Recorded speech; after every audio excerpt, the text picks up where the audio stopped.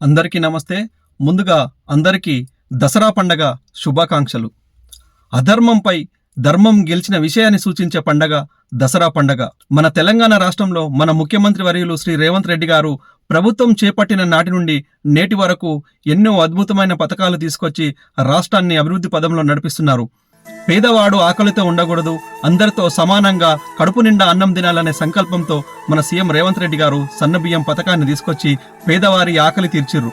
అంతేకాకుండా మహిళలకు ఉచిత బస్సు, 200 యూనిట్ల ఉచిత కరెంటు, 500కే గ్యాస్, వడ్లకు 500 బోనస్, రైతు రుణమాఫీ, రైతు భరోసా, ఇందిరమ్మ ఇల్లు, కొత్త రేషన్ కార్డులు, ఉద్యోగ నియామకాలు, ఎస్సీ వర్గీకరణ, ముఖ్యంగా బీసీలకు స్థానిక సంస్థల ఎన్నికల్లో 42% రిజర్వేషన్, ఇలాంటి ఎన్నో అద్భుతమైన పథకాలు తీసుకొచ్చి మన సీఎం రేవంత్ రెడ్డి గారు మా ప్రభుత్వం ప్రజాప్రభుత్వం, బడుగు బలహీన వర్గాల పార్టీ, మా కాంగ్రెస్ పార్టీ అని చెప్పి సీఎం రేవంత్ రెడ్డి గారు గత పాలకుల రాక్షసుల పాలన నుండి మన తెలంగాణ రాష్ట్రాన్ని విముక్తి కలిగించి ఈ రోజు మనకు నిజమైన దసరా పండుగ తీసుకొచ్చిర్రు మన సీఎం రేవంత్ రెడ్డి గారు.